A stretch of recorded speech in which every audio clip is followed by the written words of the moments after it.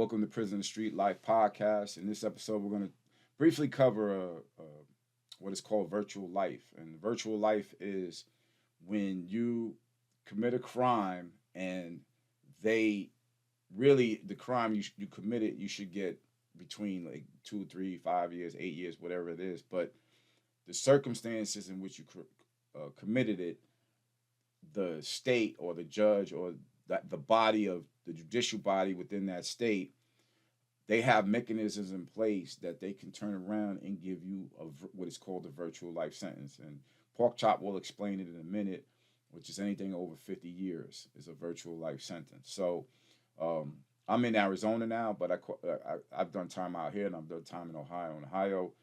In Arizona, drinking and driving, a DUI is serious out here. They do not play when it comes to that. In Arizona, if you have a DUI, by your second one, you're doing 5 years. By your third one, you're going to do 10. They do not play out here. But part of that is the enhancement of the sentence. And I'll explain it later. But so if you have a DUI, which is just a basic, driving under the influence, but say your license is suspended, that's considered an aggravated DUI. That aggravation will give you an enhancement of sentence. So it might turn something that's maybe, potentially probation into guaranteed prison.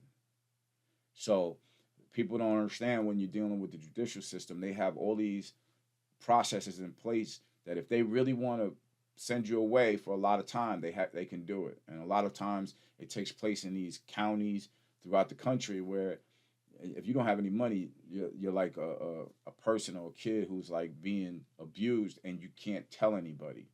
Like you're stuck on the yard with no way of getting help. And there's guys in there that are probably, 20 years into a sentence when they should have only had 8 years. And they got another 20 years to go.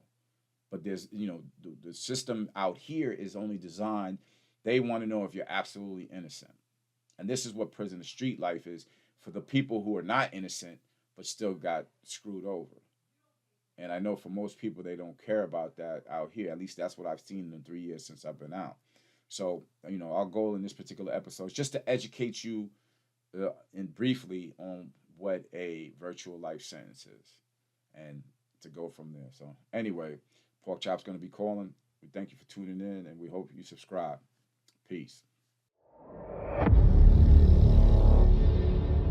I got Pork Chop on the phone again. So in this episode, we're going to be talking about virtual life. Like I said, when it comes to prison to street life, the goal is to educate you on the prison structure. I mean, it's plenty of people out there talking about the prison, whatever you call it, stereotypes and things like that. But our goal is really just to educate you what's really going on in prison. And again, we will. In explaining life in there, we'll talk about the stories that take place in there. But like I always say, it's not the end all be all of prison. So what's going on, Chop? How you been, bro? What's good, man? I'm good. Can't complain at all. Anyway, for those who already know about Chop, he's doing 51 years, and he has one of the reasons that this virtual life situation is meaningful to him is because he has, how many years in gun specifications do you have? 28.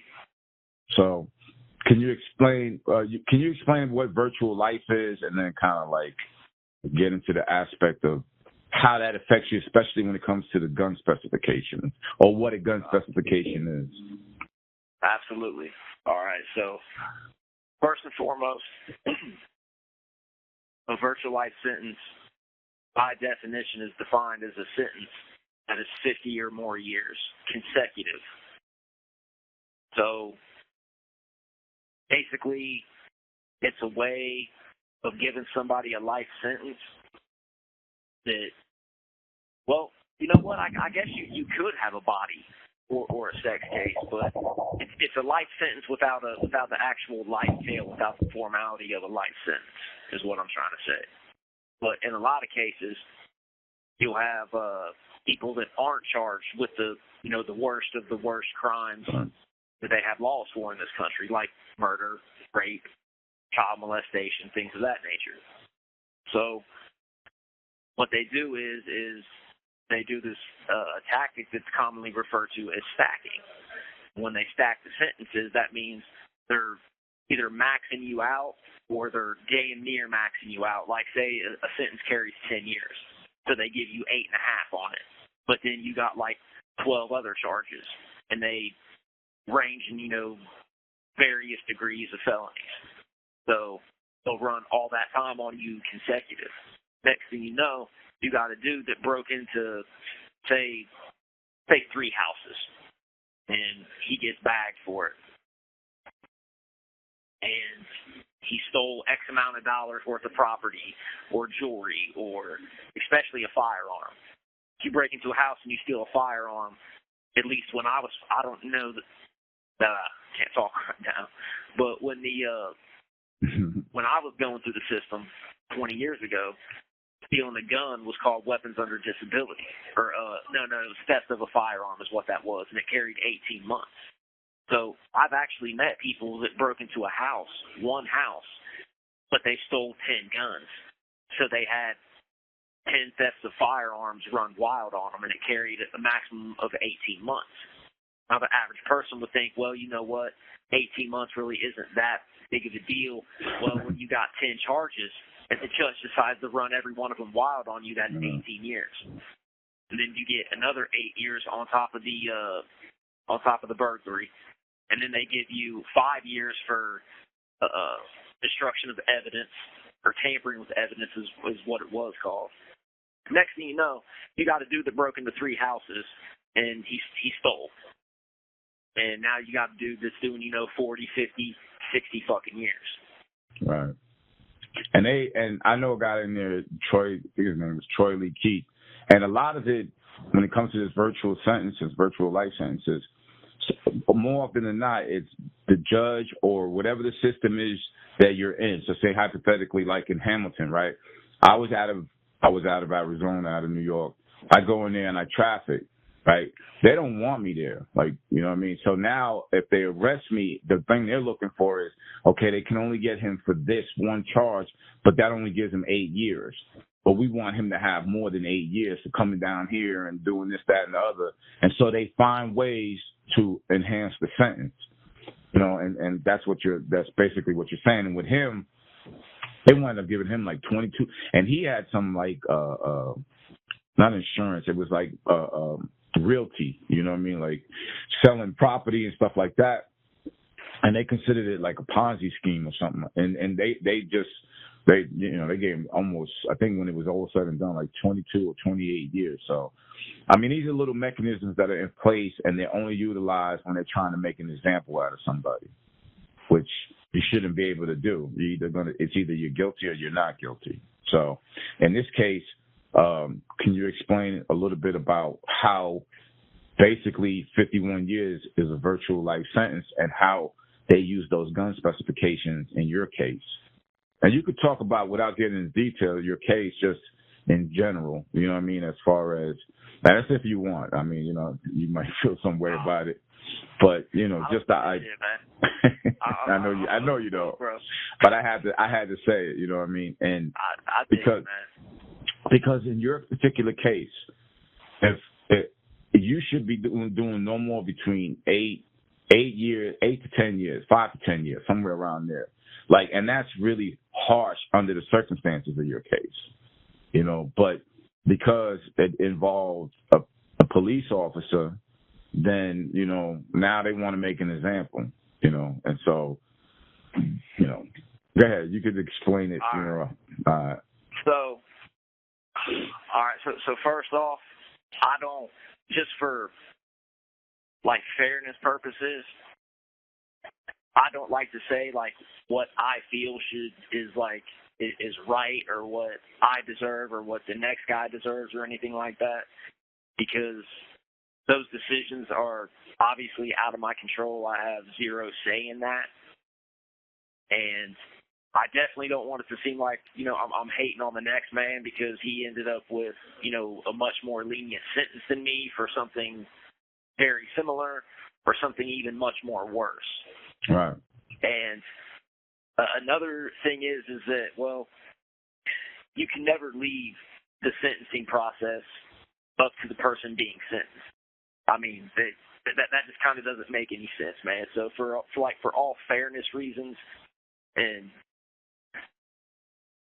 just like rationally speaking, I really don't like to say like what I feel like I deserve or anything like that. It kind of just feels weird to me, like a little bit. Right, but but that's the purpose of this channel. For me, being prison to street, being in the street, I'm seeing all this other stuff. So for me, I don't have a problem explaining it in such a way and saying this is what, based on my 20 years of experience, you got 20 years, G. Frank got 35, Dale got 24, and we can go down the line. My experience in there, that's what I'm bringing to the table, which is what I've seen. Like, because you can't say from in poverty, like, you know, whether it's Hispanic, Black, poor, white, like you're being treated unfairly if you really can't explain how that's happening, you know. And so out here, it's not hard to explain when you start getting into the socioeconomic structure of this country. You can literally explain why this is prejudicial to this community of people, whether it be class of people or whatever. So I don't have a problem saying there's no way he should be doing more than fucking 10 years. I mean, I don't have a problem saying that, and I will continue to say that. I have to be definitive about it because I need these people not to, you know, out here to get like kind of not so much wishy-washy, but to kind of, you know, debate it like, well, maybe he deserves 51. No, bullshit. No, not at all. And I can just run a bunch of cases down showing you worse, you know, crimes, and they didn't get that. So, I mean, you can be humble about it, and that's cool. I got you, though. Look, I love you to death, man. That's why you're my brother. But I mean, we could sit here for hours and run down cases about some dude that filmed himself raping both of his kids, put it on the internet, and got 10 years. Right. This ain't like hyperbole. This isn't exaggeration. Like, I could literally give you cases. Right. That if people chose to, that they could go and look that up. And I do believe if you were to just go to like a random mall or a park or whatever, and you did a survey in any part of the country, you know, Republican, Democrat, wherever, if you ask somebody, like you laid this out, like, okay, should you be able to do a life sentence in prison, and you didn't murder no one, you didn't rape anyone, no kids were molested, nothing, it was just, you know, robberies or burglaries or whatever, I'm under the impression that most people in this country would say fuck no. But I don't want to speak for them. Right. You know what I'm saying? Yeah, so, all right, so I got a little off topic there, man. My bad. No. This is where we're at, because the same thing. You can ask those people, and say they came back negative about it. What if it was your nephew or your son? They would change. So that's the point I'm trying to make. It's just the contradictory aspect of it, you know. Everything is, you know, we're inmates and we're convicts and we deserve this, that, and it's easy because it's the same thing seeing kids that die overseas. Like, that's sad, but let me get on to the baseball game, or let me get on to this, because we're desensitized. And so, and the point you were making in one of your podcasts, which is, you know, if you're out here, you're an ex-con and you've been in, like, you should be talking about what's going on in there instead of being out here, you know, flexing and I was on this, you know what I mean? It's just a negative aspect, because we're not doing anything to change that, they can continue to do these virtual life sentences. So right now it's you, and we're working on trying to get you out, but there's somebody sitting in the county jail right now with charges that you and I both know he shouldn't be getting that much time, and they're setting him up for a virtual life sentence. Our goal is to change that, you know what I mean, to put him in a position to, you know, I'm not saying you go home and you don't do no time, but, I mean, I've done 20 years. I deserved all 20 years and probably more. I don't have a problem saying that. I don't. I was not a good person. So, you know, but at the same time, the situation with you, hell no, there's no way. So, you can get back to the actual the gun specifications on how to get that. All right, finally, we're gonna get to the gun specs. Oh man, so gun spec in the state of Ohio is when you're committing a crime with a gun. Be it you know, it usually takes place like during a robbery or something like that. And anyways, it's a it's a specification. So it's like a sentence enhancement, right? And at the time when I was going through the system, it carried a 3-year sentence, a maximum of 3-year sentence. So on my case, I have never pointed a gun at another human being, ever, in my entire life. I have never pointed a gun at another person. I never handled a gun on any single case or any crime that I've been involved with, on the ones that I was involved with. Never. I never had a toy gun. I never, like, had my finger under my shirt and, like, pretended it was a gun or, you know, some shit like that. I never threatened anybody with any kind of bodily harm. I never said I had a gun or alluded to the fact that I had one nearby or I would use a gun, nothing like that at all. Well, let me make a clarification. In this case that we're talking about, you're talking about like we've done crime that we would never, whatever. And it could be as simple as selling some weed.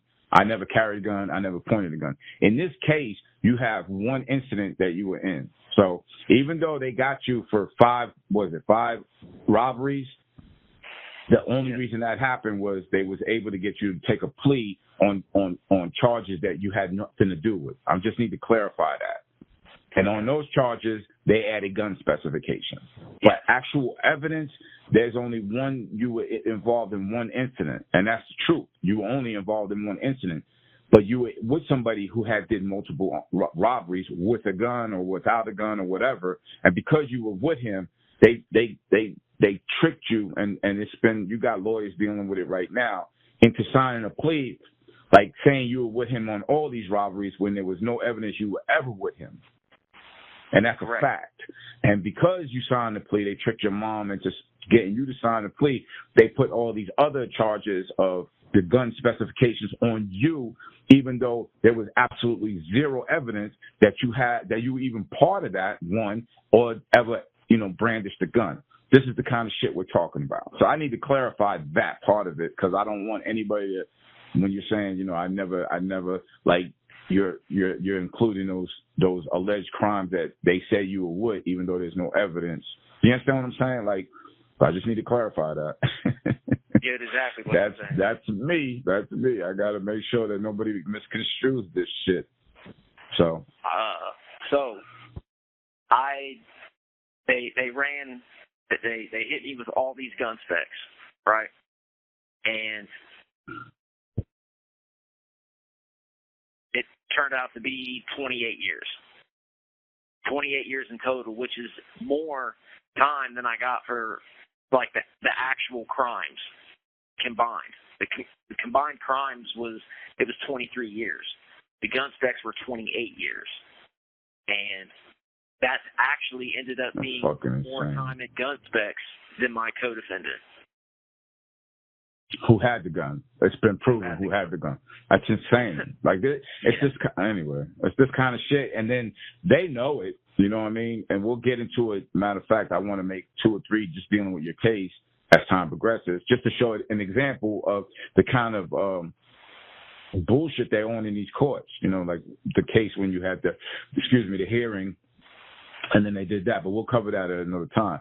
So, again, I'll give you another example of a specification. You can get caught with a DUI, like you're driving drunk. So now you have a DUI. But then it turns out you had a ticket that you didn't pay, so they suspended your license. Now that's enhanced to an aggravated DUI. So it's a DUI on steroids. So that aggravation can be the difference of, say, 3 years to 15 years, especially out here.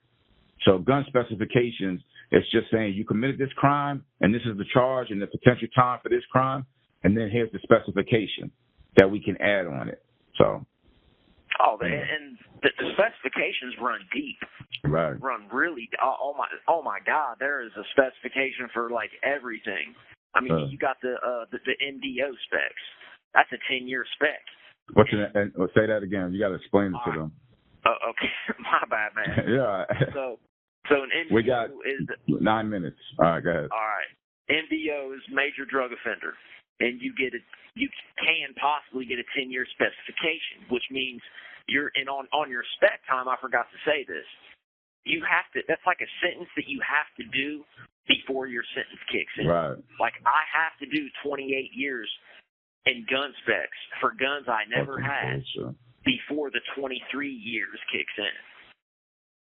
Yeah. So if you're doing a MDO spec, it's a major drug offender, meaning you got caught with a certain amount of in weight of a certain amount of narcotic.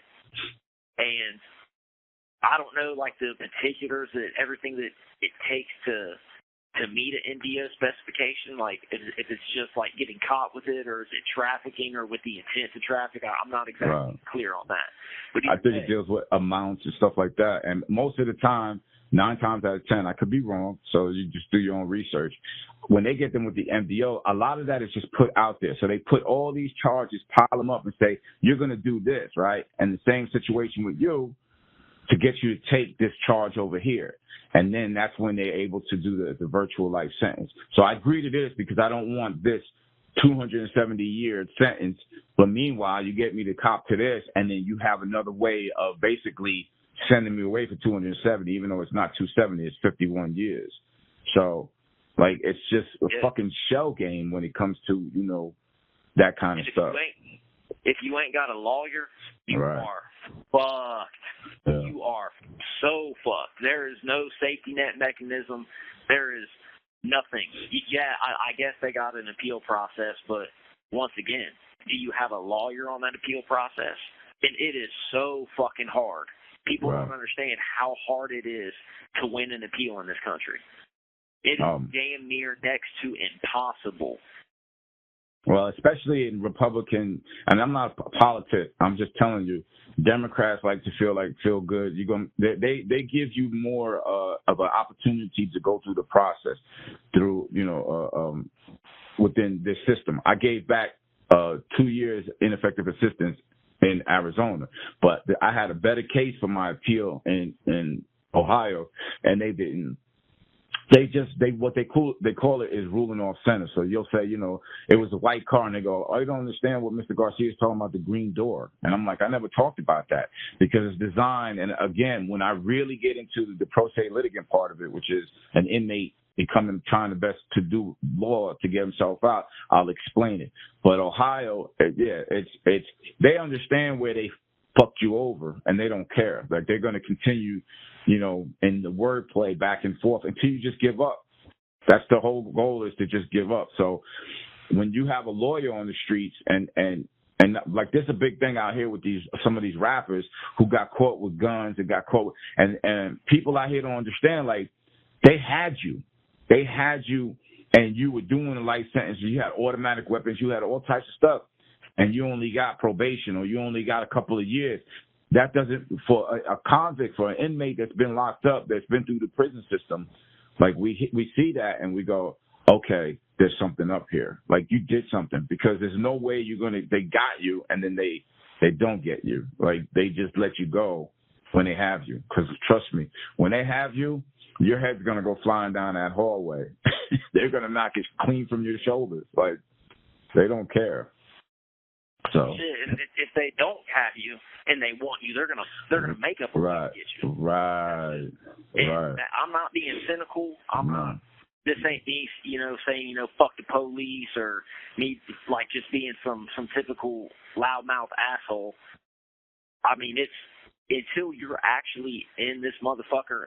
I'm talking to y'all from the belly of the beast, and the shit that I've seen happen over and over again, it's just mind-baffling. Like, I had a bunkie at Lebanon, which was a really fucked up place to do time. That place was off the goddamn hook. So happy I'm not there anymore. But I had a bunkie. This motherfucker was doing 15 flat on 2 bodies. On a double fucking homicide, this dude was doing 15 flat. 7.5 years for a fucking body. Dude's been on the street now for like 2 years. And the difference was a lawyer. That's it. Well, this dude in particular, he was facing the death penalty at first. It's a really long, drawn out fucking conversation to have, but the long and the short of it is that This dude he did 15 flat on 2 bodies, and he's on the street right now as we speak. And Okay. I'm not hating on this dude. No. I'm not mad that this dude got the sentence that he got once again, but like for just rationality and fucking for the sake of sanity, I just don't understand how more people aren't concerned, deeply concerned by this, because it's the public taxpayers' dollars. And if all these politicians are saying that the public needs them to keep them safe from the most heinous acts and the worst of the worst criminals and the killers and the rapists and the child molesters, why is it that so often all these deals end up favoring people like that? Yeah, and in that situation, it's dealing with a lawyer. So what I don't want, and that's because, and I know somebody else too who he ran 2 people. He got 4 years. When you're sitting in there, I'm just telling you how it affects us, because we look, and we're always going to compare. If people were giving us food and then they gave me 2 pieces of bread and they gave the next man a loaf of bread, I want to know how come he gets a loaf of bread. That's just normal. You're going to be in there, and that's how you're going to. So you're in there, and I come in here and I have these are my charges, and I'm talking to you, and our case is identical, and I got 27 years, and you got 3.5 years. But what was the difference? And that's when you start to unravel, okay, you were in a different place, right? Like that Hanging Hatman, which is a judge who's notorious for giving all this time.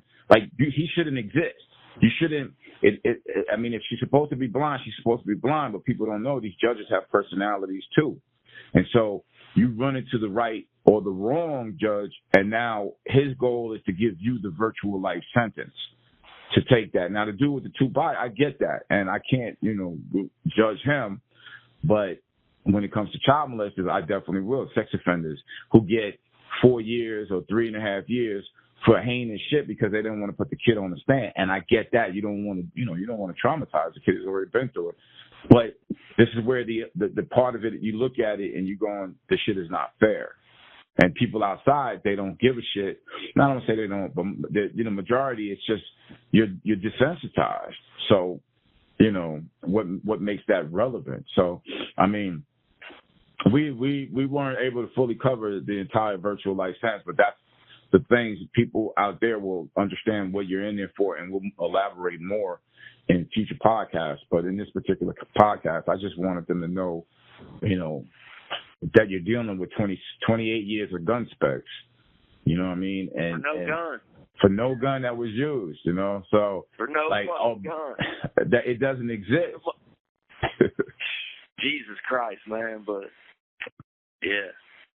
So, we'll gotta laugh at it, man. Yeah, you got no other choice.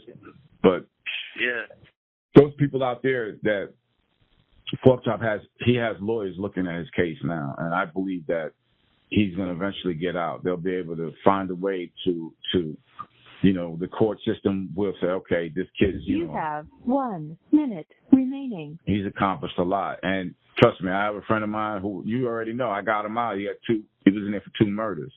And we grinded on his case for 6 months, and we were able to get him out. And he's home now, Marvell Dixon. So, we'll go back over this. I'm going to kind of elaborate a little bit more with them, at the end of this, call. But thanks for calling, bro. Appreciate it. You know what I mean? And we just got to continue doing what we're doing and educate the people out here on these cases. Give me a little bit, and then just give me a holler back, and we'll chop it up, go over these tickets. I got to get your ticket in. Get this NFL shit. Yeah. All right, man. I appreciate it, man. Appreciate Go it. Yankees. Shit. Man, fucking go Bengals, motherfucker. Go Yankees. Yeah, they better win. We got money on them now. Shit. I'll holler at you, bro. All right, bro. Keep your head up. Peace. Okay, that was Pork Chop. We didn't really get too heavy in his cases because a lot of these phone calls you only allowed 30 minutes, and so it's it's hard to kind of like just grind through that part of it, the specifics. But in his case, like I said in the podcast, he's got lawyers looking at it, and he's been down 19 going on 20 years. The 20th year is almost done.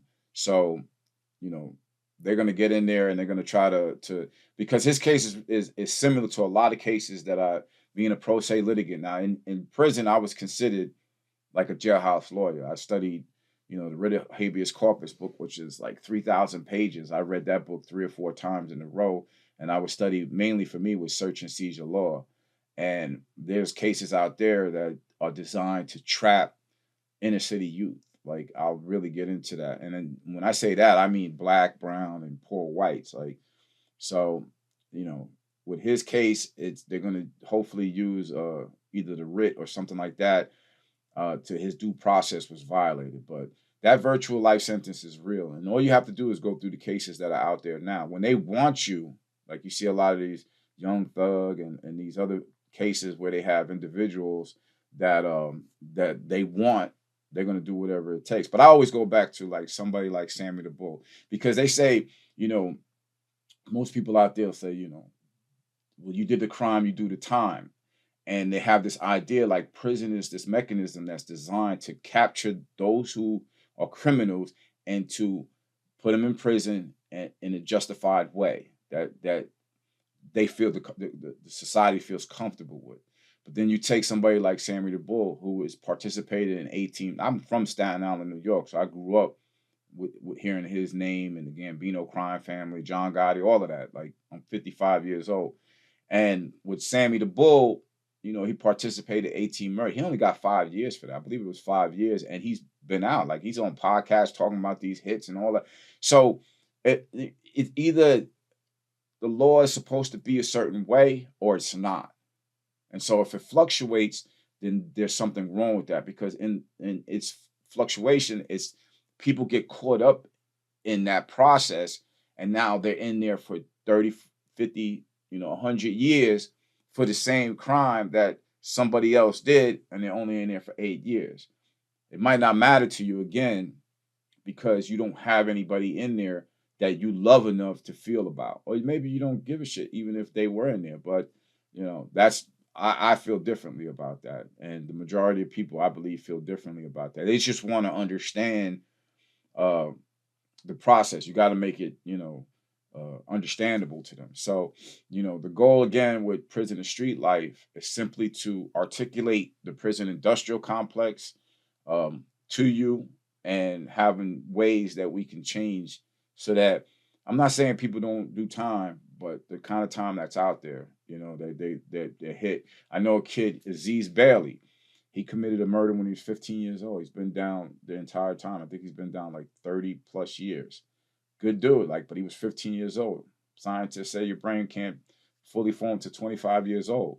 And so he's not the only one. And then there's just a ton of other cases. So this virtual life sentence is a real thing. And again, thank you for checking out the show, and we hope you subscribe and stick with us and roll with the punches like we do. Anyway, peace.